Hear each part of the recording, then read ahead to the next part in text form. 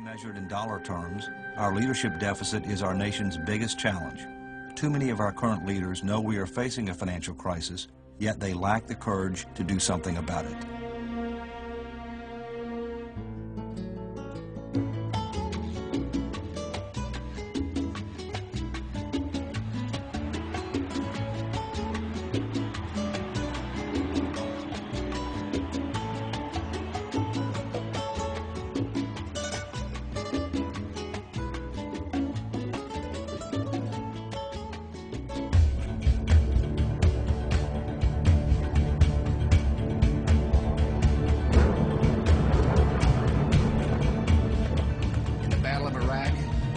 The United States and our allies have prevailed.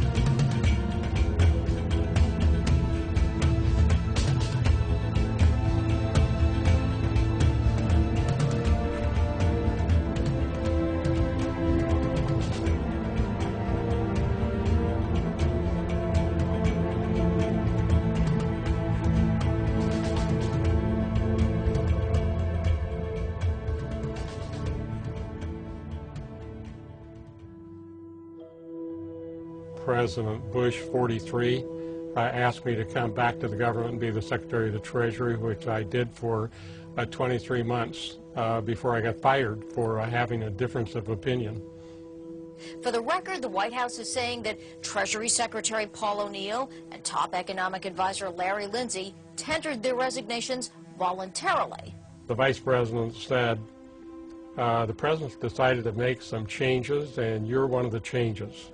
And what we'd like to do is have you come over and meet with the President and basically say that you've decided to go back to the private sector. You know, for me to say that I've decided to leave the Treasury is a lie, and I'm not into doing lies, and so that was it. I went back to my office, latched up my briefcase, and went down to the parking space that's reserved for the Secretary of the Treasury, got in my car, and drove back to Pittsburgh. Well, you know, it's a first in my life. I'd never been fired before. I'd only been promoted to ever higher levels of responsibility. But, you know, it was okay with me because I would have really been uncomfortable arguing for policies I didn't believe in. I argued during the second half of 2002 we should not have another tax cut. That was not a popular view. And in fact, it led to a conversation with the Vice President where he basically told me that we don't have to worry about deficits, you know, which I got to tell you was really a shock to me. You know, when the Bush 43 administration took over, we had something over maybe $5.6 trillion worth of national debt. Today, I think the number is $8.8 trillion. That's not an innocent change. It is a monumental change in the debt service that we have to do, in addition to and on top of all of the other things that our country needs to do. You know, I think we only need to look at the fate of other countries who've lived beyond their means for a long time. You inevitably get into trouble. When you get extended to the point that you can't service your debt, you're finished. Some people think that we can solve our financial problems by stopping fraud, waste, and abuse, or by canceling the Bush tax cuts, or by ending the war in Iraq.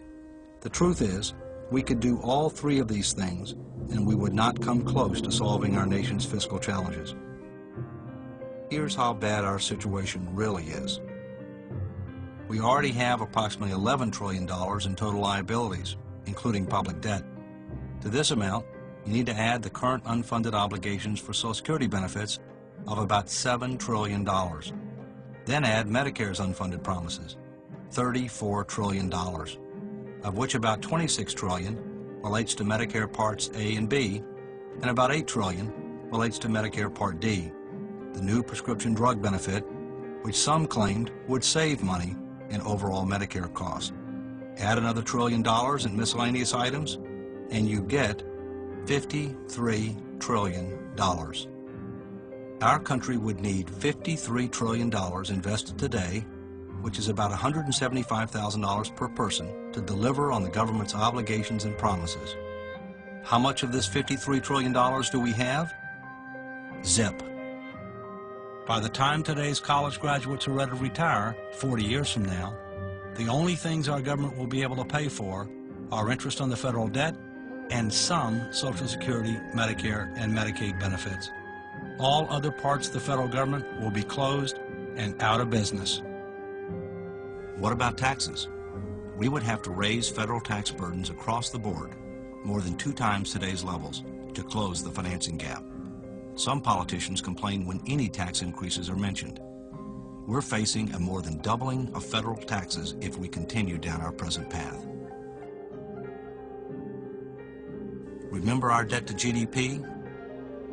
By the year 2040, our debt to GDP will be twice the record level at the end of World War II, and it skyrockets after that. Who's going to lend us money then?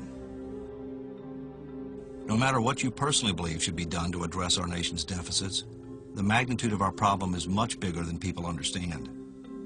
Let's assume for a moment that all earmarks and special interest pork barrel spending were eliminated.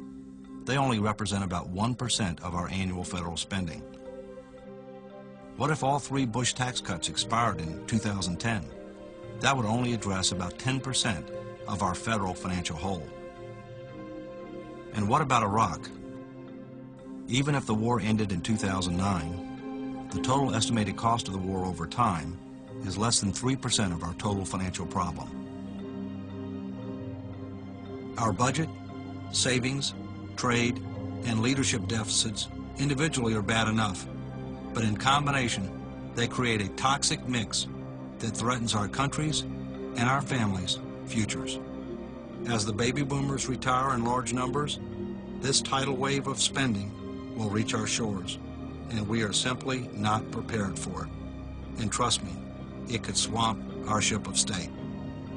Unlike many other problems facing our country, this one is ours alone. We can and we must solve this one. The question is, when will we? As our nation's founders said, it's really up to us, we the people.